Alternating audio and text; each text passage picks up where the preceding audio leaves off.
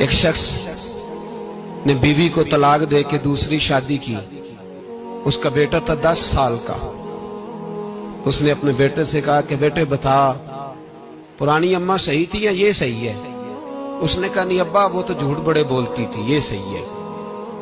वो झूठी थी, वो झूठ बड़े बोलती थी मेरी सगी अम्मा, ये सच बोलती है। उसने कहा वो कैसे?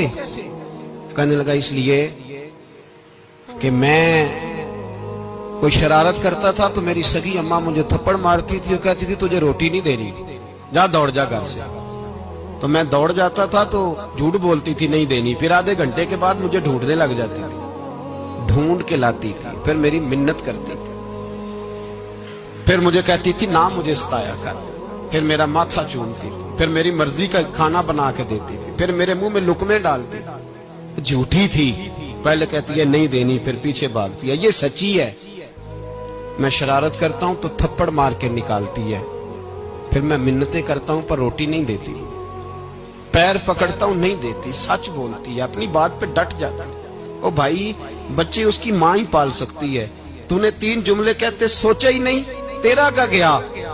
तो ये तो नई बीवी मिलेगी, और उसका भी क्या गया, उसको भी शायद शौहर मिल जाए।